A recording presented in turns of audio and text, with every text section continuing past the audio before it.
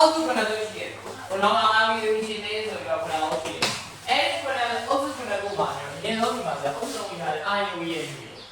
အဲ့ဒီကောင်တွေကလည်းစားပြီးဒါဆိုရင်အဲ့ဒီကန်စားတွေကိုဘယ်လိုခြေနေမျိုးကတုံးတယ်ဆိုတာကိုသိချင်တယ်နော်အဲ့တော့ရှင်းရှင်းတာဥပမာလည်းပြီးအရင်တော့အာယုစု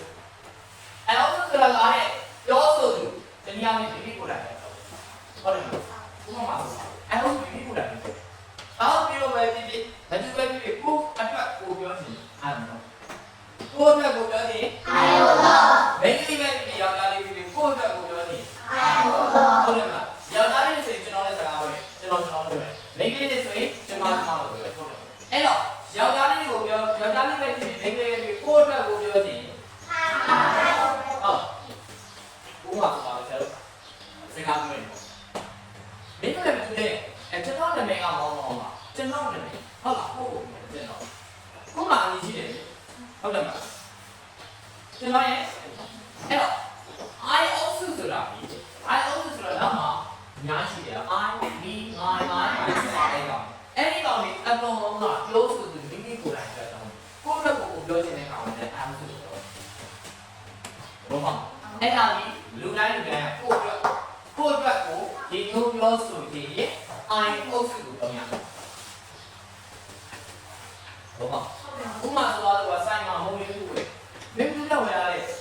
ကျွန်တော်တော့ဝယ်တယ်ကျွန်တော်စားတယ်ကိုယ့်ဘက်ကဝယ်ရတယ်အဲ့တော့ကျွန်တော်စားလို့ကျွန်မစားတယ်အဲ့တော့ကိုယ့်ဘက်ကိုအဲ့ဒီလိုမျိုးပြတဲ့အခါမျိုးနဲ့ကျွန်တော်ဘယ်လိုလုပ်လဲ I also ဟုတ်ပါအဲ့တော့ I also လာပြီးလည်းတော့ပြောရမယ်လည်းဆုံးပြောရမယ်ဆိုရင်သူကလည်းကိုယ့်ဘက်မိမိအတွက်ဒီလိုက်တယ်မိမိဆိုရင်ဟုတ်တယ်မလားကိုယ့်ဘက်ကိုရင်းနှီးပြောဆိုနေပါတော့ကိုယ့်ဘက်ကိုရင်းနှီးပြောဆိုခြင်းအာယုံတော့โอเคတော့အာယုံရအဲ့ဒီကမြေဝိယုဆိုတာကလည်းမိမိကဘာဝိယုနေရာနဲ့အထက်အများကြီးအတွက်အစားမလုပ်ပါဟုတ်လားမိမိကဘာဝိယုလူခရောင်းနဲ့လူကြီးလာစားဒါဆိုရင်တော့ဘယ်လိုပြောချင်တာဘုမဆိုတာသူကဒီမှာဆန်ကြောက်လေးဟုတ်တယ်နော်ဆန်ကြောက်လေးအဲ့တော့ဒါစီစရာကိုယ်ကိုယ်ပြောနေရောက်တော့ဟုတ်ဒီကနေ့တော့သူကပြောတာပါမိမိကနဲ့လူကနှစ်ယောက်ရဲ့ဆက်စီဟုတ်လားအဲ့တော့ဆက်ပါတော့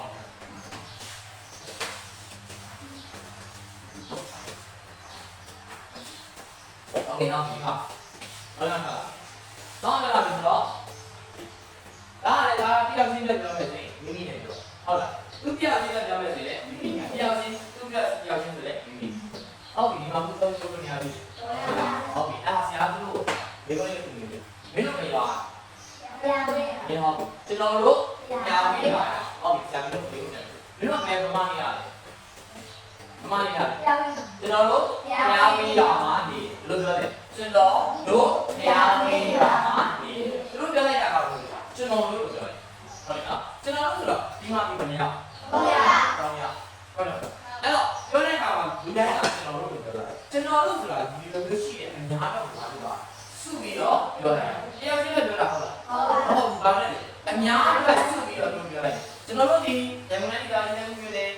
ဒါမျိုးတရားဝင်ကြည့်ရမှာလေတရားဝင်ရမှာလေဟုတ်လားကျွန်တော်တို့ပြောတာဒါဆိုရင်တရားနဲ့သုံးယောက်ဆိုတော့တရားနဲ့ဟုတ်တယ်တရားနဲ့အထက်ဆိုရင်စုပြီးတော့ပြောနေအောင်ဝီကိုဟုတ်ဝီကိုဆိုတော့ကိုယ်လည်းပါတယ်အခြားလူတွေအတွက်ကိုလည်းပါတယ်ပါနေတယ်အဲ့လိုမျိုးပြောချင်တဲ့အခါမျိုးမှာအားလုံးအဲ့တော့ကိုယ်လည်းပါရမယ်အခြားလူတွေအတွက်လည်းပါရဟုတ်တယ်မလားဟုတ်ပြီဒါကပြောလိုက်ဒါရောက်ပြီတော့အမှန်မှန်ရတယ်အဲ့လိုကျွန်တော်တို့ဟုတ်ပြီဒီမှာဆရာ၃ယောက်ရှိ၃ယောက်မှာဒီ၃ယောက်စလုံးရဲ့ကိုယ်ကဒါသူ့ဝင်ခဲ့ဟုတ်တယ်မဟုတ်တော့လမ်းမှာမသိတဲ့လူကမေးတဲ့ပုံစံပေါ့ဒီလိုပြန်ရတယ်ဟုတ်တယ်အဲ့တော့အားလုံးရတယ်ပြန်ရတယ်ကျွန်တော်တို့ရမယ်တော့နောက်ပြီးကျွန်တော်တို့ဆိုတာသူကဒီကျန်တဲ့ညောက်တော့ပါစုပြီးတော့ပြောလိုက်ဟုတ်တယ်မလားဒီကျန်တဲ့ညောက်ကလည်းရတယ်ရောင်းရတယ်နောက်ဆိုသူကတို့ညောက်တော့ပါတခါလေးစုပြီးတော့ပြောလိုက်ရင်ကျွန်တော်တို့သူ့ဘက်လည်းပါတယ်ကျန်တဲ့ညောက်ကလည်းပါဟုတ်တယ်မလားအဲ့တော့ဆိုလိုချင်တဲ့သဘောတရားကကိုယ့်ဘက်လည်းပါတယ်အခြားလူတွေဘက်လည်းပါအဲ့လိုမျိုးစုပြီးတော့ပြောရတဲ့အခါမျိုးတိုင်းကျွန်တော်တို့ကဆရာတော်ပါတော့လေဒီလိုလို့စုကိုတော့ရတယ်အဲ့တော့တော့ဘယ်လိုပါပထမဆုံးအယုံစုဆိုတာမိမိပဲတော့ Durian ko, we also နေအခြားလူတွေအတွက်လည်းပါတယ်အဲ့လိုမျိုးဆက်ပြီးတော့ပြောလိုက်တဲ့အခါမျိုးကျရင်အောင်ဆုံးတယ်ပြီးတော့တဲ့နော်ဒါဆိုရင်အုပ်စုကကိုရပြီနောက်တစ်ခုကကျတော့ဒီအုပ်စုကိုဘယ်လိုပဲတော့လဲဒီတစ်ခါကစကားပြောနေတဲ့နားရမယ်ဆိုရင်အစားမပြီးတော့ဘူးဒါပြီနော်တစ်ခါကစားလားဆင်ပြီးရပြီလူများရှိအဲ့တော့လူများရှိမယ်တစ်ခါလည်းပဲတော့မှာကိုယ်နဲ့တော့မှာဟုတ်လားဟုတ်တယ်ပြန်ပါမယ်တော့အဲ့ဒါကိုယ်နဲ့ဆိုရင်ကိုယ်နဲ့ပါမယ်ချားလို့ပဲပေါ့သူပြောနေပါတော့ပြီးတော့ဟုတ်လားကိုယ်နဲ့ပါမယ်ချားလို့ပြောဆိုရင်ပြီးတော့ရမှာဟုတ်နော်โอเคဒါဆိုရင်အခက်တယ်โอเคတော့မှဒီကြားမှာဟုတ်ပြီနော်အဲ့တော့မင်းနဲ့ပဲပြီဟုတ်ပြီဆရာတို့မိလိုက်မင်းနဲ့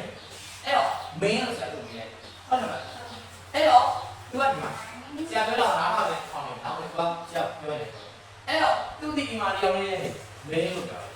ဟုတ်မင်းလို့ဒါစီဆရာတို့နာမည်မပေါ်ဘဲနဲ့မင်းလို့ပြောတယ်ဒါမှမဟုတ်သူ့မှာနာမည်ရှိနာမည်ရှိတော့ဆရာနာမည်မပေါ်သူအဲ့မှာနေတဲ့အတွက်အဲ့နာမှာရက်ကြအောင်သူ့ဆရာနဲ့လာတော့တယ်မင်းနဲ့ပဲပြီးတယ်မင်းကမာနေတာလေမင်းအဖေတွေကပြောတယ်မင်းအဖေတွေကလာကြတယ်ဒီလိုဆရာဆက်နေတယ်ဆရာတို့ဘယ်လိုနေလဲမင်းလို့နေတယ်ဟုတ်လားအဲစကားပြောတဲ့တင်းလို့မပြောဘူးအတင်းမရတယ်တင်းမသူနဲ့အဲ့လိုမပြောကြဘူးဟုတ်လားအတင်းလို့မသုံးဘူးဒီရက်နေတယ်တော့တင်းလို့ပြီးတော့ခဏအောင်လို့ခဏအောင်လည်းသုံးလို့ရဆိုင်ဟုတ်လားအခက်ကြားကြီးဟုတ်လားအတေ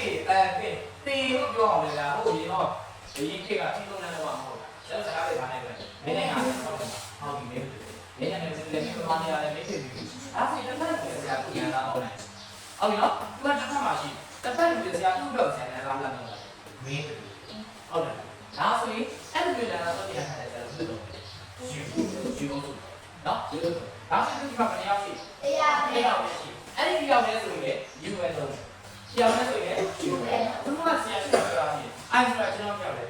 ကိုယ်လည်းပါတယ်စားလို့ပြောအောင်များသွားပြီဆိုရင်အိုင်တော့မရဘူးအားလုံးပါဒီတော့ဒီခါကျတော့ဒီမှာတရားမင်းနေတယ်သူ့တော့ဆရာနဲ့လာလာတော့လိုက်ဒါတော့လိုက်ဒီလိုတော့လိုက်တယ်သူဒီမှာတယောက်တည်းပဲရှိနောက်တစ်ဆရာနှစ်ယောက်ခေါ်လိုက်၃ယောက်ဖြစ်လာဟုတ်လားအဲ့ဒါလည်းရှိတယ်ဒါတော့အဲ့တော့၃မျိုးရှိတော့အိုင်ဆိုတာကိုယ့်ဘက်ကိုတော့ဝိဆိုတာကိုလည်းပါမယ်အခြားလူတွေလည်းပါမယ်ဆုံးပြီးတော့ပြောတယ်ဟုတ်လားဒါဆိုရင်ဒီတော့ဒီကကျတော့တစ်ခါလူပဲ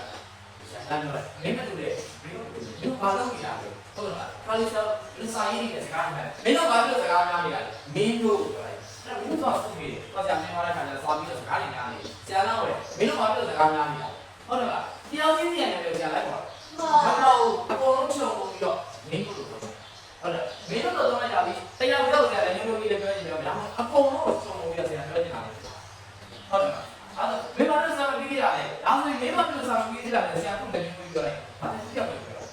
အကုန်လုံးဒီလည်းလည်းတော့ပြီးမင်းဘာလို့စကားပြီးရတယ်ဒါမှမဟုတ်ဒီအကုန်လုံးဘောအဲ့တော့အများနဲ့ယူပဲအနေနဲ့ယူပဲအဲ့ဒါသုံးရတာအဲ့ဒီသုံးပြီးပဲတော့အဲ့တော့ဘယ်လိုလုပ်လဲတော့